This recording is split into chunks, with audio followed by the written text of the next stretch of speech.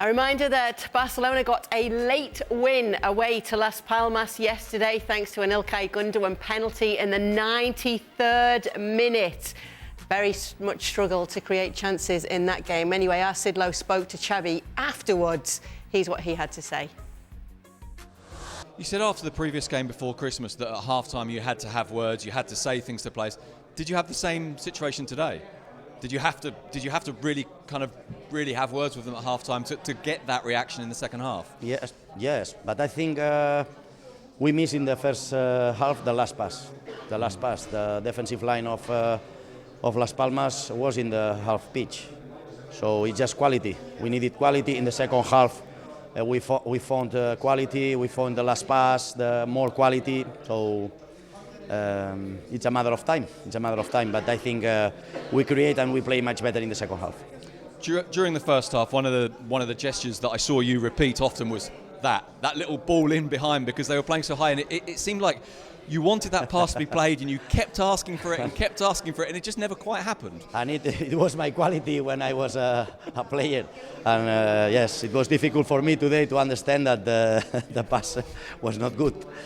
But okay, in the middle of the game, in the half time, I say to them, calm, that we will win this game. We will try and we will find the pass, but calm. So it's just this. We needed calm, and we found the calm. That's a little bit of a continuation of what we were talking about with Vincent Kompany earlier, right? Yeah, it's not as bad as I thought it was going to be. I thought, I mean, he's still saying, and it's understandable, that was his quality. And Stevie, now he's a manager, he's seeing that it's not just as easy to expect of your players what you could do when you were playing. Yeah, but I don't... I think the problem with Barcelona is, as experienced as the players as they have on the field, and I'm thinking of people like De Jong, in particular in the middle of the park. Right now, they're struggling so badly that they've got a complete lack of composure. When you're lacking the composure and you're lacking the calmness to actually get your head up and look around and see what's going on, somebody like De Jong and Gundogan, they should be able to get their head up and see what Xavi's seeing that the back line's far too high, that all it needs is a little ball in behind. And even putting a ball in behind to try and push them further back, to give yourself more space. I think it's more to do with where Barcelona are right now, that they're all struggling, and it doesn't seem like there's anybody on the field who can calm things down, get the composure, and actually figure out what's going on and how they should go about getting into the opposition.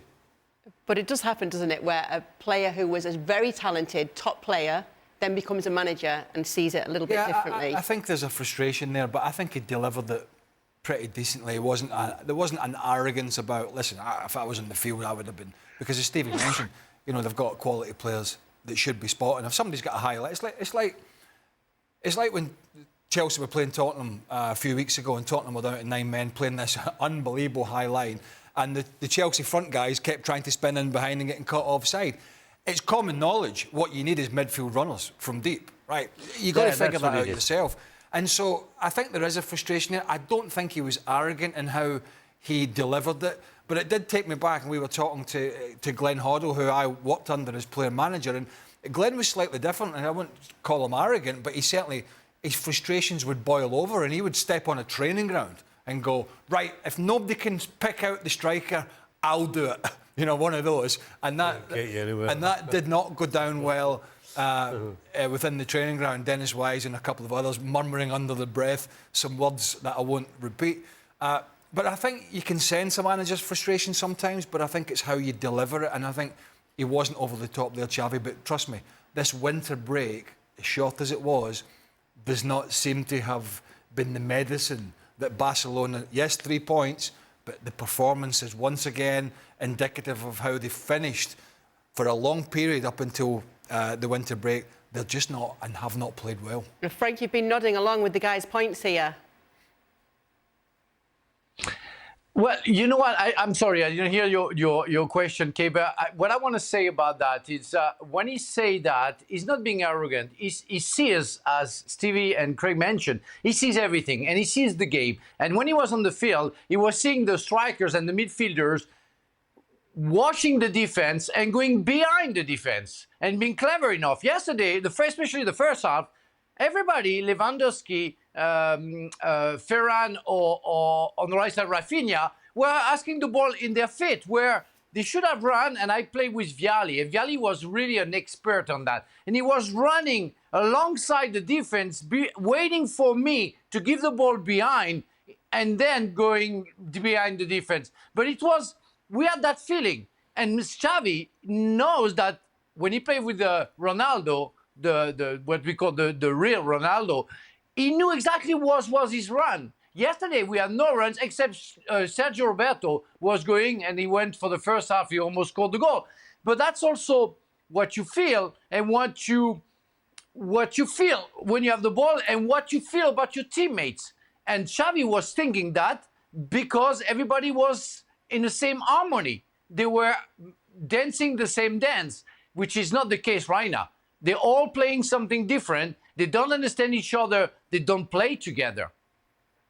Vitor Roque came in this game, the 18-year-old, obviously been registered with Barcelona now. He came in the 78th minute when they were still at 1-1. Were you surprised to see him when we did, Craig? Obviously, we know the exciting talent that he is. Well, I think it's needs must, isn't it? And that's that's kind of where we are. It is needs must for them, so no. If the players on the field were doing their bit, then he wouldn't have come on. And that's the bottom line. You don't make substitutions generally, particularly when you're trying to win the game. You're not looking to bring on some kid, just to give him 10 minutes for experience when you need to win the game. You're bringing him on because you've gotten to a stage where, you know what, I may as well bring him on. He might add something, because the guy on the field right now isn't doing it. That's why he came on. So if the goals start coming, might he be able to phase a Robert Lewandowski out? Well, that's going to be a big call for Xavi. Well, it's a question. It's a question that's out there. It's a thought among some of the Barcelona fans. Wow. Well, I tell you something. There's been more questions in the first 6 months of the season about Lewandowski's form, his fitness, his sharpness, his age, whether he can give the quota of goals. There's been more questions in Spain in 6 months for Robert Lewandowski than he probably had in 5 seasons, at least 5 seasons, maybe more, at Bayern Munich. And he's not played well. He hasn't. And he was very vocal about that, but that was early in the season. Then he had an injury, he was out the side, he thought, right, he's going to come back, get a run of games. But even in the games that Barca struggled, but they created chances, he was wasteful in the final third, and it was just very, very unlike him. And I think there is a big question now. Is he going to get back to somewhere close to where he was? Or is it going to become a point where if Girona keep winning, if Real Madrid keep winning, and Xavi's under pressure and he's not scoring, what does he do? Because his job's going to be on the line. There's no doubt about it. He's got a big game in the Champions League. He's got Napoli. It's going to be an open game. At this moment in time, they don't look like they're going to win La Liga, and his main striker is struggling. And that's a big, big problem for him. So will he have the gumption to leave him out? I don't know. Could be the biggest decision of his managerial career. We'll find out. I think for Lewandowski, though, he's probably a bit fortunate that, yes, his form's not great, but the rest of the team's struggling as well. So it's not quite... If it was, this team's playing great and we can't score a goal, and Lewandowski, game after game after game, is missing chances, that's a completely different ballgame. I think right now the fact that the whole team's struggling makes it easier for Xavi just to keep sticking Lewandowski out on the field, no question. So obviously